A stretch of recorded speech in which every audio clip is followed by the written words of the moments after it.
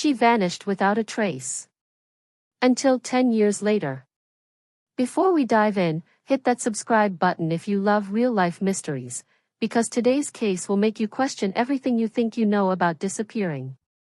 The night Emily Hart vanished, the small town of Redcliffe felt unnervingly quiet, the kind of silence that makes your ears ring. Police sirens cut through the darkness at 2:17 a.m., racing toward a quiet suburban street where a neighbor had reported something strange, an open front door, a blaring television, and no sign of Emily anywhere. When officers pushed inside, the living room lights were still on. A half-finished mug of tea sat on the coffee table. A phone charger was connected to the wall, but her phone was missing. No signs of forced entry. No sign of a struggle. Just absence. Detective Sarah Rowland, then only 3 years into her career, walked through the house with the kind of intuition that comes from paying attention to the silence. Something was wrong, deeply wrong. Emily Hart, a 28-year-old graphic designer known for her kindness and reliability, wasn't the type to vanish. The clock on the wall read 2:03 a.m. Emily had been seen just an hour earlier by her neighbor, smiling, carrying groceries. No one imagined it would be the last time anyone saw her for the next decade. Emily's husband, Mark, arrived at the scene 15 minutes later, frantic and confused. He'd been working a late shift at a factory 2 towns over. His face was pale, hands shaking as he stepped inside. I don't understand, he kept repeating. She was supposed to be asleep. What happened? Who was here? Detective Sarah studied him carefully. Not with suspicion, not yet, but with the awareness that statistically, the closest person is often the first person investigators look into. She asked him routine questions, but his answers were consistent. His alibi checked out. But something about the house didn't check out. In Emily's bedroom, her suitcase was missing. But every other piece of clothing was still there. Her passport remained in a dresser drawer. Her wallet was still in her purse. If she ran away, she didn't take anything helpful. If she didn't run away, where was she? Over the next 48 hours, Redcliffe turned into the center of a search effort that drew volunteers from neighboring counties. Drones scanned the nearby woods, K-9 units tracked scents through the early morning frost, and officers combed through security footage from the surrounding streets. Nothing. No car leaving the neighborhood. No person walking. No unusual figure lurking around her home. Emily Hart had vanished in a way that seemed surgically precise, like she'd stepped off the face of the earth. Rumors spread through town like wildfire. Some whispered about a stalker. Others believed she'd left willingly. But one rumor crawled forward more persistently than the rest, that her marriage wasn't as perfect as it seemed. Detective Sarah learned that Emily had once confided in a coworker that things at home were stressful. Not violent, just tense. Mark was controlling at times, checking where she went and who she spoke to. Nothing illegal, but unsettling. When investigators sat down with Mark again, he didn't deny it. I just worried about her, he explained quietly. She had a habit of shutting people out when she felt overwhelmed. I tried to keep her close so she wouldn't drift away. Sarah didn't like the wording. But it still wasn't enough to point fingers. Then came the first major clue. A week after the disappearance, roadside workers found something odd near a highway rest stop, a single silver bracelet with Emily's initials engraved. The bracelet looked unharmed, not thrown or broken. Almost placed. Investigators canvassed the area, but no camera had caught her there. No witnesses. No additional items. Only the bracelet. A clue that raised more questions than answers. But it was the second clue, the one found in her phone records, that changed everything. Emily had been communicating anonymously with a number saved only as C. Hundreds of messages. Long emotional conversations.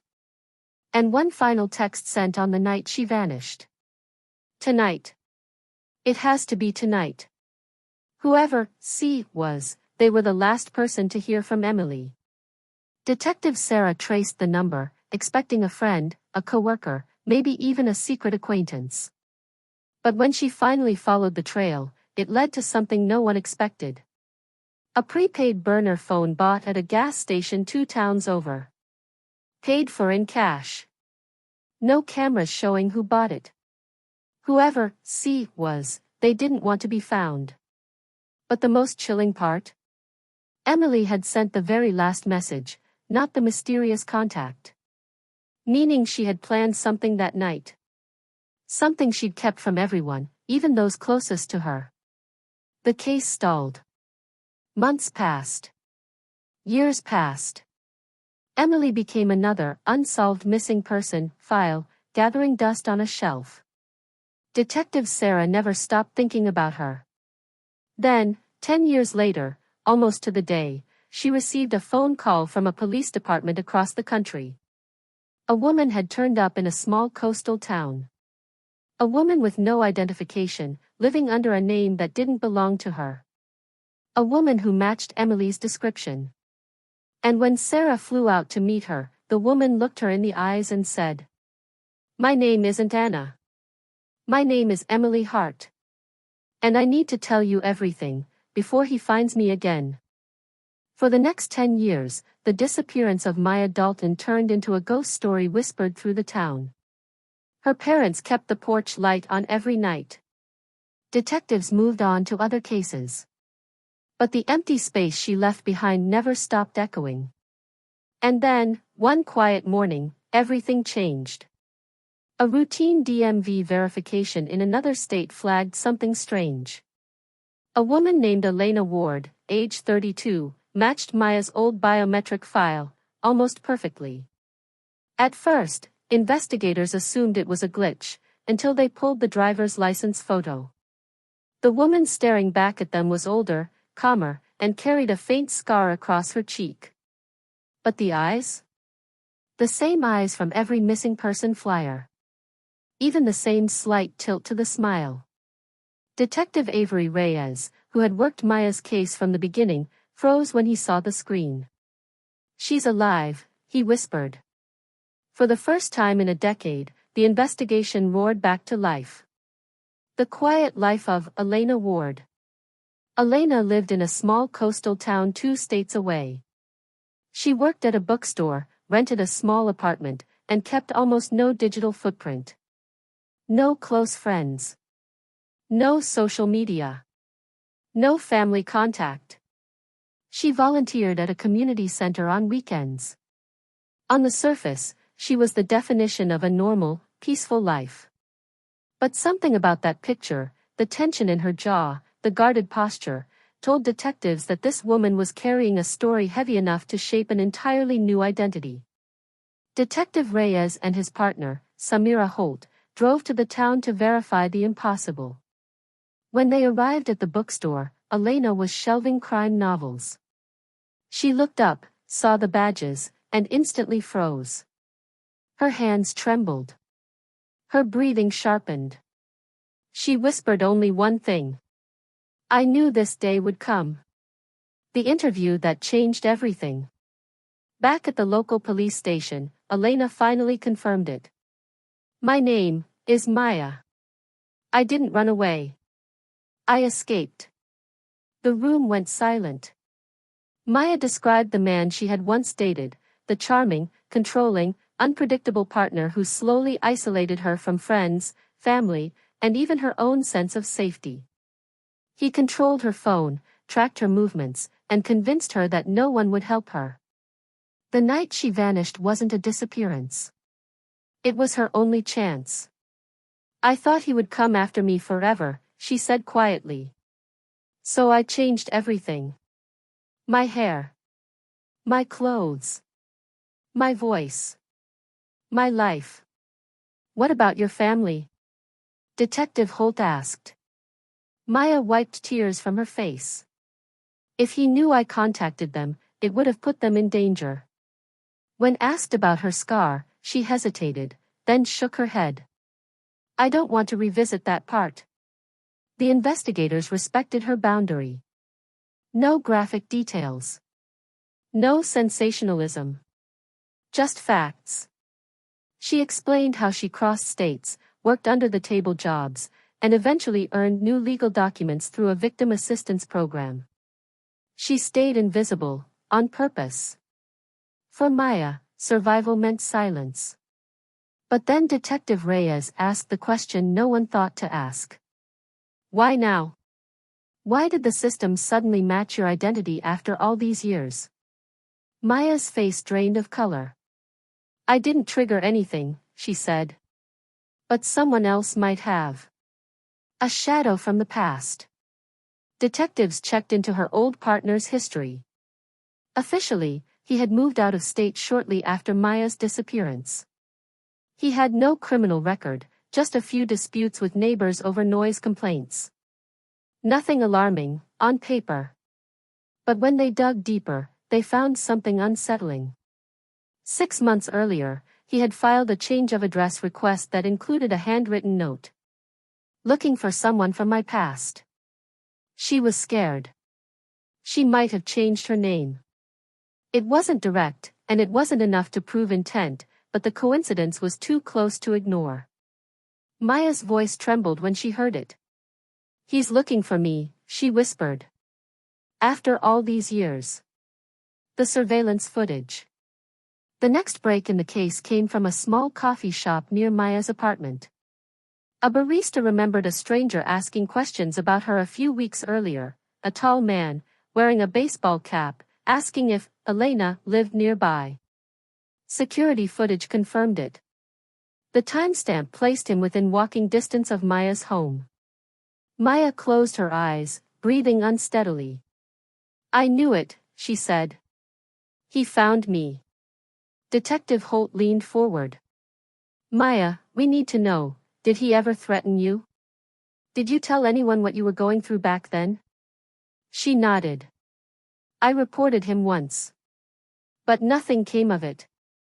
They said it wasn't enough evidence. Reyes felt a sharp pull of frustration. Not anger at her, but at the system that had failed her.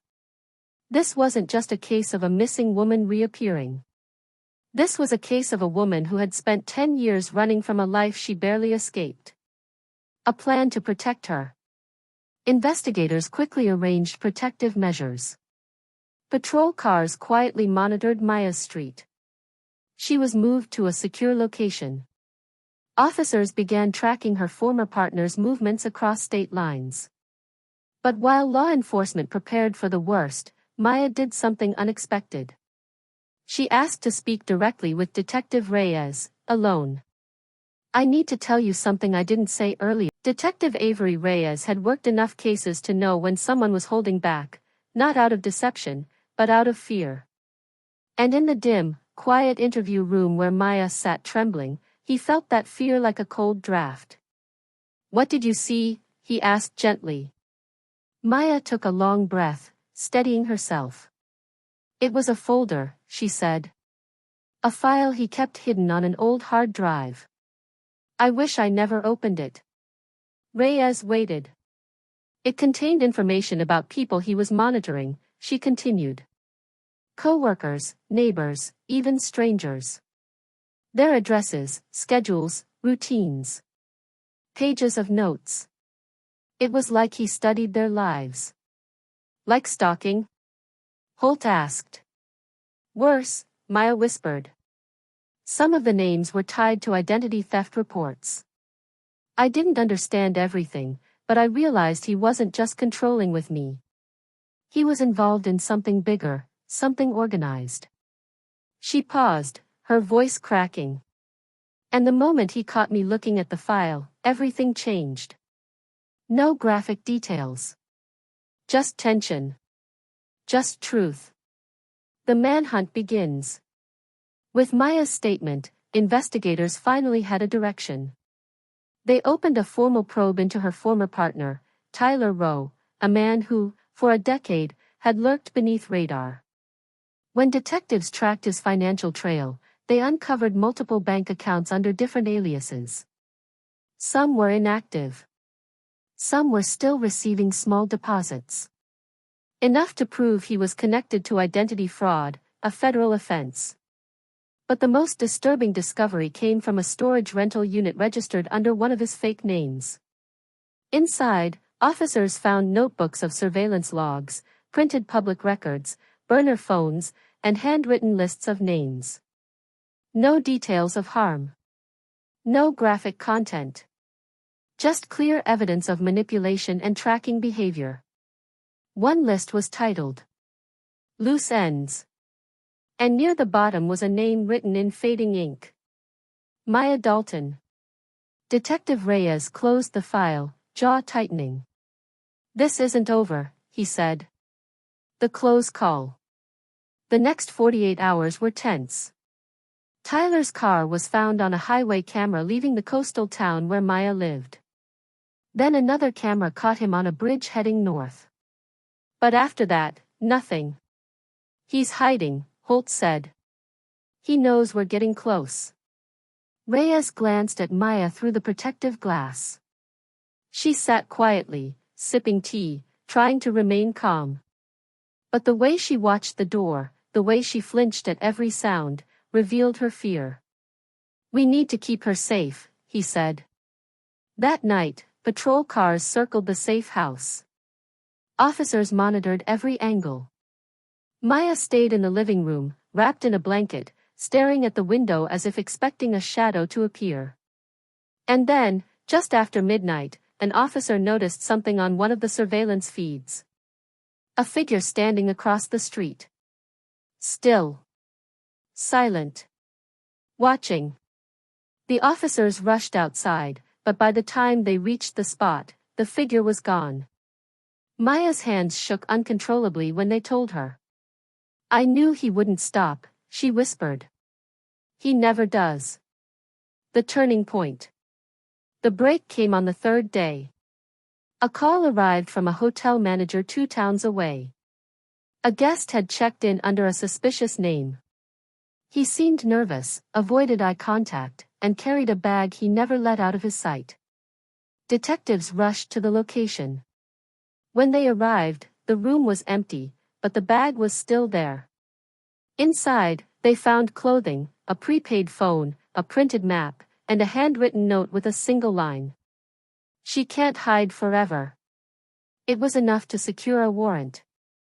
Hours later, law enforcement found Tyler walking along a roadside, looking exhausted, disoriented, and out of options. He did not resist. As officers approached, he simply lowered his head. He was taken into custody without incident. No violence. No confrontation. Just a quiet end to a long hunt. But for Maya, this was not the end. It was the beginning of everything she had been running from. The final truth. When detectives informed her that Tyler had been captured, Maya didn't cry in relief. She broke down in exhaustion. "For 10 years, she said softly, I woke up every morning wondering if someone was behind me. I lived in silence. I lived small. I lived invisible." Reyes placed a file gently in front of her. "You're safe now," he said. "And your story matters." She looked up, eyes wet but steady. "It doesn't feel real," she whispered. "I didn't think I would live long enough to be found." She agreed to testify fully, describing everything she experienced, the isolation, the monitoring, the manipulation, the escape. Her testimony helped investigators uncover a network of fraudulent activities Tyler had been quietly involved in. Her courage closed a decade-long mystery. A life rebuilt. Months later, Maya's name was cleared officially. She reunited with her parents in a moment filled with tears and relief, emotional, but never graphic. Her new identity was preserved for safety, but she no longer had to hide from the world. She began speaking with survivor support groups, helping others who felt trapped and unseen. Maya didn't want to be remembered as the woman who vanished. She wanted to be known as the woman who survived, and rebuilt herself from nothing. In the final report, Detective Reyes wrote, "She didn't disappear. She escaped. And she found the strength to start over." The case closed with a haunting reminder. Sometimes the most dangerous crimes are the ones no one sees. And sometimes the greatest act of bravery is choosing to live. If you thought this story was intense, the next one will leave you speechless. Hit subscribe so you don't miss what comes next.